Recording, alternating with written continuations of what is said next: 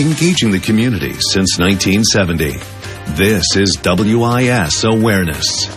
Good morning, and thanks for joining us for Awareness today. I'm your host, Leland Pender. Kind of a different setup right now for this show. We have some things happening here at the station that required us to make up a new set for today's show, but nonetheless, still the same great programming and guests that you're accustomed to seeing. And this morning, we start things off with Dr. Jennifer Gunter. She is from the U of SC Office of Diversity and Inclusion. Good morning to you, Jennifer. Good morning. Glad to have you with us. And your office and the university have a really great event coming up, the 2019 Equity Summit. Give us just a brief overview about what this is going to be about. Sure. This is 4 states, intergenerational, interdisciplinary conversation on race. And what is that going to entail? Well, we've brought people from 4 different southern cities to Columbia, Jackson, Mississippi, Birmingham, Alabama, Atlanta, Georgia, and Columbia, to talk about different efforts that are going on in these communities to make our communities stronger. Okay, so now why are you all focusing mainly on southern cities in the southern part of our country? Well, historically, we have an issue with race, and I think it's important to talk about it. And we're trying to create a network that goes across the Southeast of people that do the same kind of work to learn from each other and to lean on each other. So now those cities you mentioned, Columbia, Atlanta, Jackson, Mississippi, and Birmingham, Alabama, I guess some folks might consider Columbia and Atlanta more of like a New South kind of cities, and maybe even Birmingham as well, but I don't know so much about Jackson.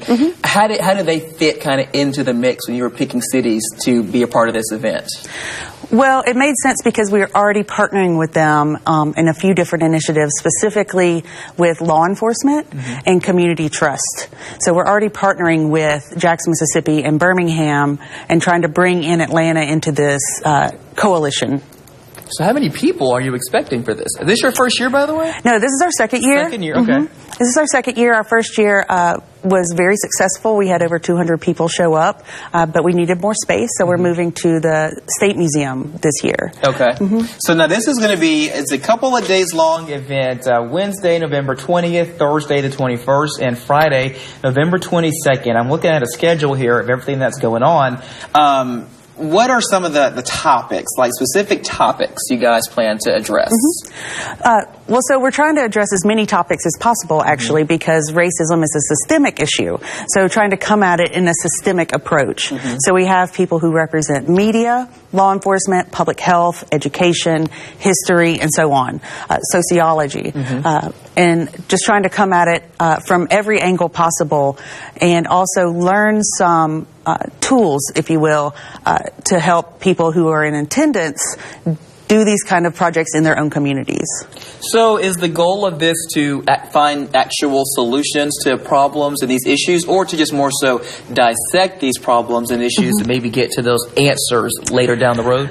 Well, both, I think. Some people are doing some really great work across the Southeast.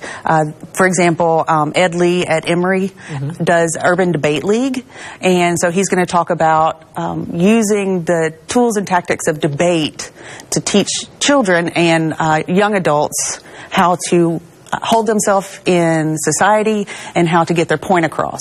So that's something that we could easily replicate in Columbia, in Birmingham, in Jackson.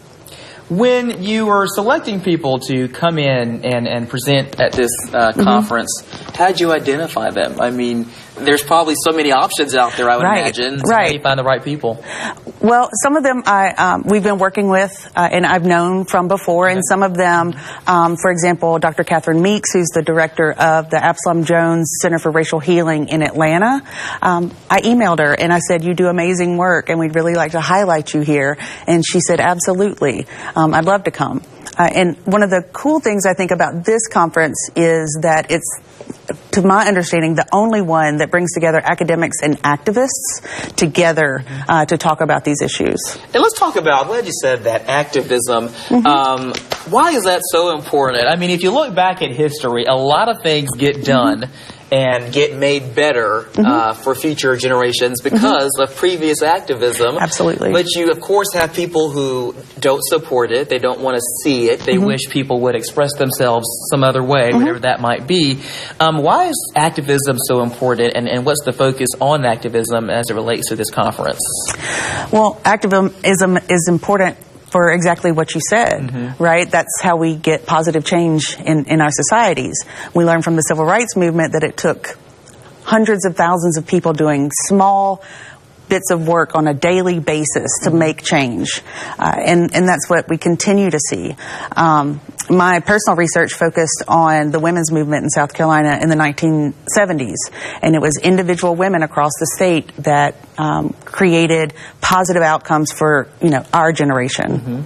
And so now how do you level the activism with the academic portion of it? Because not all activists are academics, Correct. but there's definitely a connection and correlation.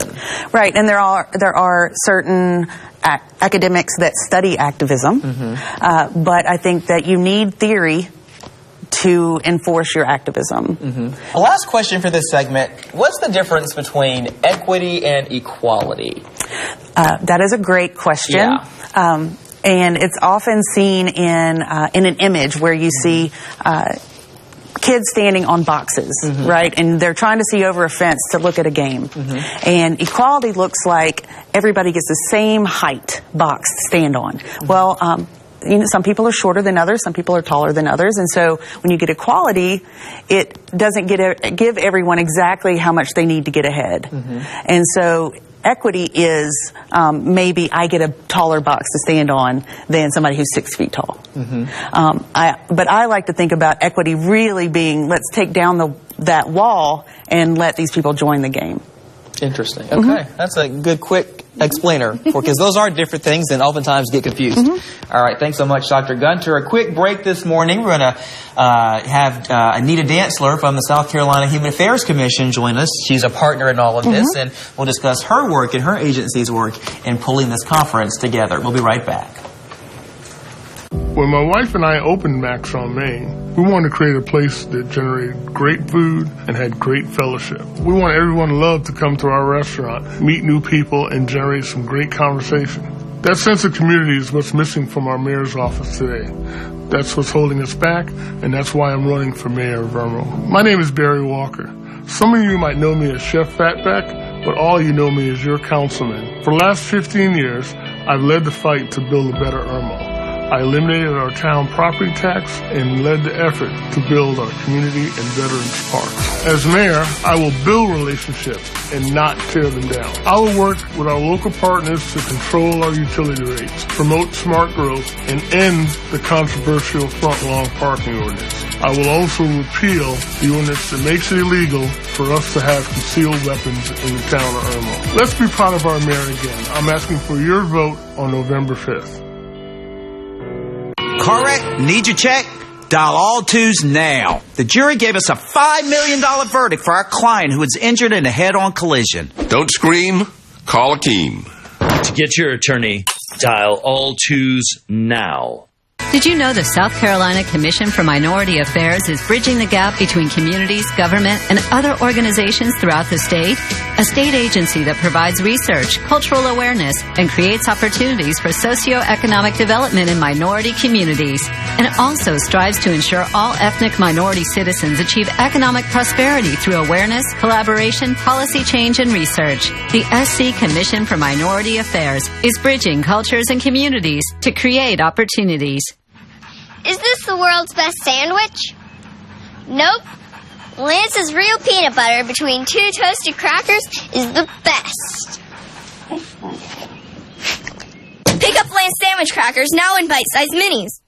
Welcome back to Awareness This Morning, joined again by Dr. Jennifer Gunter of the Office of Diversity and Inclusion at U of SC, and now also joined by Anita Dantzler of the South Carolina Human Affairs Commission, talking about the 2019 Equity Summit coming up at the university. It's happening at the South Carolina State Museum, November 20 through 22. And if you want to learn more, how can they do that, Dr. Gunter?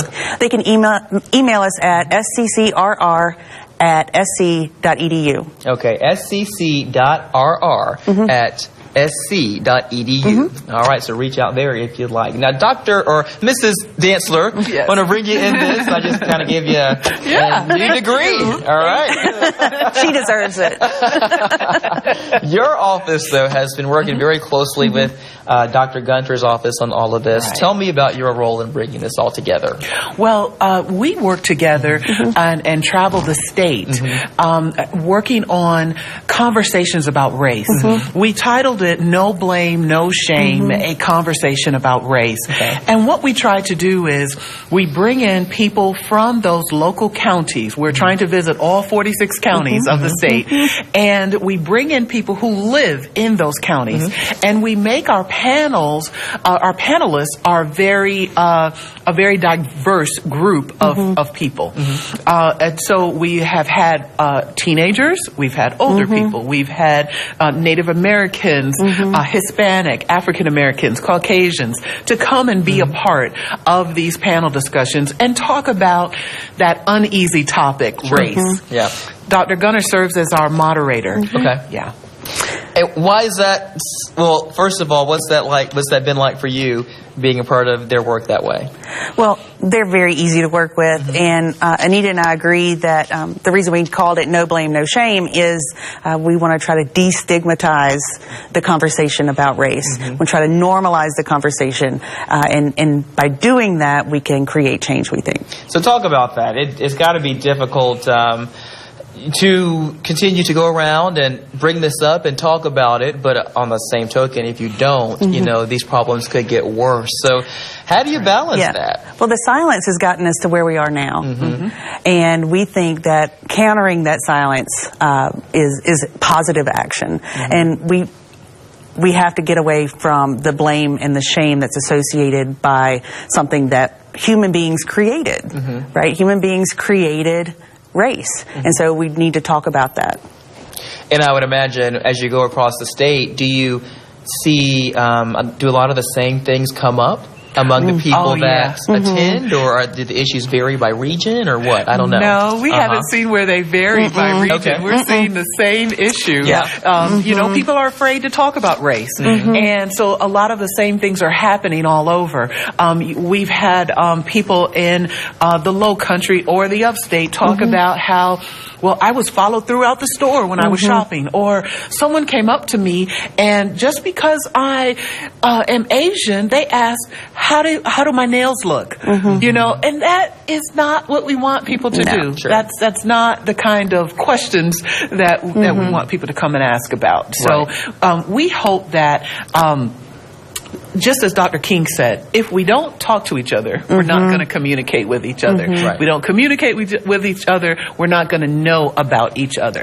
And that's what we are trying to get people to do, know about each other. We want people to understand why you see a woman who's wearing a hijab, why she's wearing it, and why that's not something that you should make fun of or anything like that. That is her religious belief, and that is it. Right. That's so important that you are including many different kinds of people. Of course, white racism and black race versus black people is the big one that gets a lot of attention and is more well known in the community, in the country. But Asian people, Hispanic people, Muslims, there's a lot of other people that are included in this conversation and represented in our state. Right. Absolutely. So it's important to make sure they're a part of the conversation. That's right. And, you know, we want everyone who comes and who participates to understand that that everyone deals with race in one way or another, whether they recognize it or not.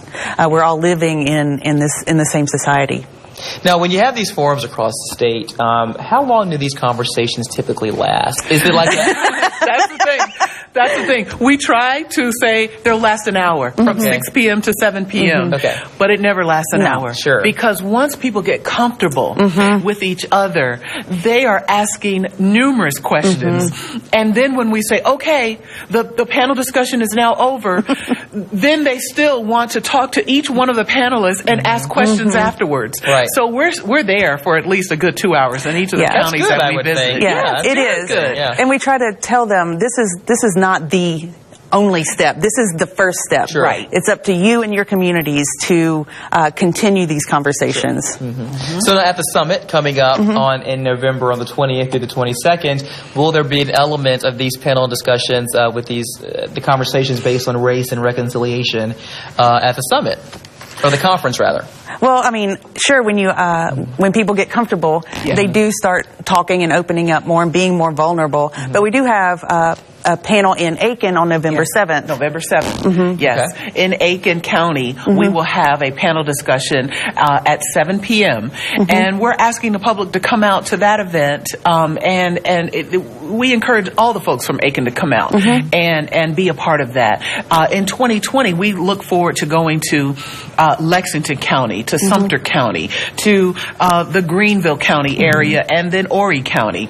So we will be contacting folks in those areas to say, hey, would you like to sit on this panel and talk about race? I know it's a difficult topic, but we've got to do it. Yeah, so important. And I craft a question for them that they get a week in advance, so we're not trying to do a gotcha thing. Right. We're really wanting to have open dialogue, and people have been very, very receptive. That's awesome. Real quickly, if folks want to learn more about these conversations happening across the state, how can they reach out to you all and do that?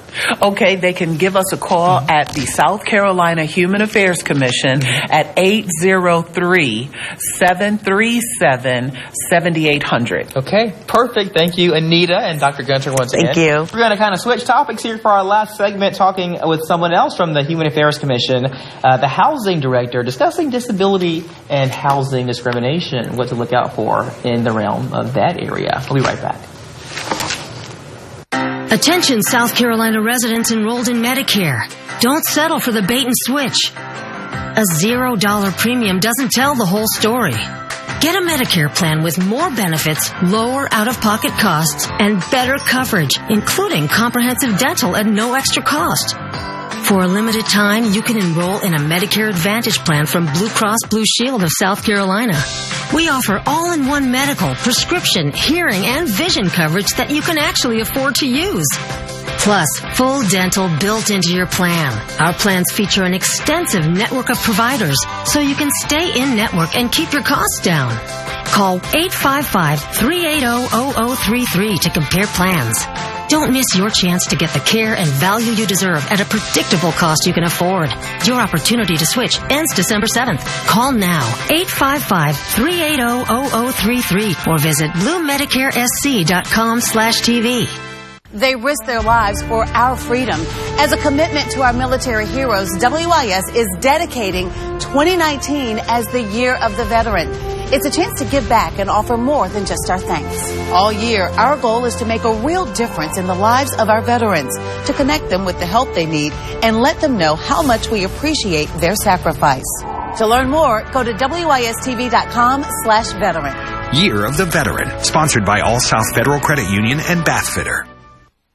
Presenting the 2019 African American History Calendar. A true artist and craftswoman, Henrietta Snipe is a master sweetgrass basket weaver and educator. She learned the art at the age of 7, and after realizing the importance and beauty of her family's heritage, began working in schools, teaching and preserving the precious art form. Snipe's skill is universally recognized, and her work has been featured in museums across the country, including the Smithsonian. To learn more, visit scafricanamerican.com. Welcome back this morning. I'm now joined by Marvin Caldwell. He is the Fair Housing Director at the South Carolina Human Affairs Commission. And today Marvin's going to kind of break down some things for us about housing discrimination, especially when it comes to those with disabilities. Good morning to you, Marvin. Good morning. How are you? Doing well. Thank you for joining us. And a lot can go into housing discrimination, obviously, but one of the groups of people you see the most complaints from or most inquiries is from the disabled. Yes. Talk about why that is, and when they reach out to you, what they're saying. So disability makes up at least 75% of our cases that we investigate at the Human Affairs Commission. And majority of those complaints is about reasonable accommodation requests. Okay. And what a reasonable accommodation is a request of a change of policies that was necessary to afford them the full opportunity to enjoy the dwelling of the common areas just as anyone else. Okay. And so what can some of that look like? Like what would they ask for that might be denied or challenged sometimes? So a request could be a specific parking space. Say if you don't have assigned parking and you have a physical disability and you need a closer parking space, you may get a assigned parking space so you'll be able to park closer to your unit. Or a living aid, a living caregiver. You may live in a certain unit where you only need one tenant maybe, but if you need someone to live with you 24 hours a day, an accommodation would be a living caregiver. And one of the most cases we receive the most about is a reasonable accommodation would be for service animals or emotional support animals. Yeah, that's a really important one because there's a lot of gray area, I guess, around that issue in a lot of instances and cases, and some people use animals for that purpose, but they really shouldn't be. Right. So what's the black and white of it? Get out of the gray. What's the black and white out of the it? gray. Okay, so if you're disabled, someone with a mental or physical impairment, and if you need an assistance animal could be an emotional support animal or a service animal to, live your life daily, to be able to enjoy your property, then that will be a reasonable accommodation to be able to get that animal. So a lot of places have no pet policies, or they have breed restrictions or weight restrictions, but that does not apply to a service animal or emotional support animal. And so what are some things that people need to look out for a legitimate situation involving a service animal? So one thing that the landlord can ask for is, just to ask, do you need this animal for your disability, and what's the nexus between the animal and your disability? They can also request for documentation, maybe from a physician or a letter or something stating that, I have this assistance animal and this is why I need this assistance animal. But the one thing I want to caution is you don't want to contact the doctor directly. You give your tenant the form if it's a form that needs to be filled out, or they can bring a note, an excuse or a doctor's note from the physician, so they are not to contact them directly. But so they can actually ask for some sort of documentation, but really as long as you know that this person is disabled and this is the nexus between the disability and what they need the animal for, then they should be approved. Now, is there anything that comes across your desk that would be deemed an unreasonable accommodation, as someone comes to you and you just said, well, actually, that wouldn't fall under this category? Well, yeah, I mean, there's like you say, there's a lot of gray area, and people try to take advantage of the law. So a lot of times, more recently, you'll have someone who has an excuse and an accommodation notice from a physician that's from Oregon, and they live in South Carolina, and they have never saw this physician before. They have never been there, but this physician is sending them this doctor's letter asking for the accommodation. To us, that's a red flag. Unless that person came from Oregon and was actually seeing this physician, if they just got this online, you can click a couple buttons and get it, then that would be a red flag. Right. There are lots of ways to, unfortunately, be deceitful out there these days. So, but you guys are really into trying to help people who really need it, obviously. Yes. Talking about the pets, the service animals one more time. So for a landlord, can they charge a tenant a pet deposit for a service animal? No, because a service animal or emotional support animal is not considered a pet. It's considered an extension of the person, so therefore they wouldn't be charged a pet deposit. All right, pretty cut and dry. Yeah, pretty cut and dry. It is. Okay. So when you the complaints from disabled people tend to be the highest number of inquiries you get. What are some of the others? So again, we discussed service animal. So we also have like parking situation, which I mentioned before, where you might want to assign parking space, or you might want a handicap parking space with an accessible aisle, because a lot of times properties might not have the right amount of handicap accessible parking spaces, and if they do, they might not be the appropriate parking space. You want to make sure you have an accessible aisle that's next to it with a curb cut, so if an individual with a wheelchair is able to maneuver out the vehicle and get to their property. So those are some of the things we see as well. So is there anything along the lines of racial or gender discrimination? Oh, yes. Anything like that at all? Yes. Okay. Real quickly, about 30 seconds. Okay, so race discrimination is still second as far as the cases we get. Race discrimination still occur. A lot of individuals don't like to, file for it because it's maybe embarrassing, but we still get race discrimination. And national origin discrimination is raising as well. Okay. So that could be a Hispanic individual, or Asian individual who believe they've been discriminated against based on race. And also another one that's raising is familiar status. You may have occupancy standards. So, a landlord can't tell you how your family should live in a unit. If it's big enough, maybe, a lot of people have the 2 heartbeats per room. Sure. Okay. So, that's one of those things as well. All right. So you guys deal with a lot, obviously. Thanks for kind of breaking it down for us real quickly this morning on Awareness. Marvin, thanks so much. I appreciate it. Okay. We'll be right back here on Awareness. Government buy-in for all the people, not just the powerful and well-connected. That's the American promise. But big corporations and special interests are in control. Nothing's happening for real people. Our democracy has been purchased. The candidates running for president have great ideas, but we can't get anything done unless we make our democracy serve the people again. I'm Tom Steyer. I approve this message. I'm running for president because it's time our democracy works for people. A special message for South Carolinians under 65 who don't have health insurance. You don't have to go through healthcare.gov to get health insurance. Take the direct route to Blue Cross Blue Shield of South Carolina. Call now to see if you qualify for health insurance as low as $0 per month and get Blue for less than you think. Licensed counselors are standing by to help you get the health insurance you need at a price you can afford. Call or go online now. Find out if you're eligible for subsidies that can cut your costs to as low as $0 per month. So don't wait. Call now. Get the expert help and coverage you need now. Call 1-888-908-1281 to find out if you're eligible for a zero premium plan. Call 1-888-908-1281. Call to find out if you qualify for a health plan as low as $0 per month. Call 1-888-908-1281. Spectrum Mobile makes it easy to save. Mix and match our unlimited and by-the-gig data plans and build the perfect family plan that fits your needs. Unlimited nationwide talk and text included. See for yourself with the Spectrum Mobile Savings Calculator. Enter your information and see how much you can save over other carriers. It's that easy. Plus, you can change plans anytime, and there are no added taxes, fees, or contracts. Visit SpectrumMobile.com/save today.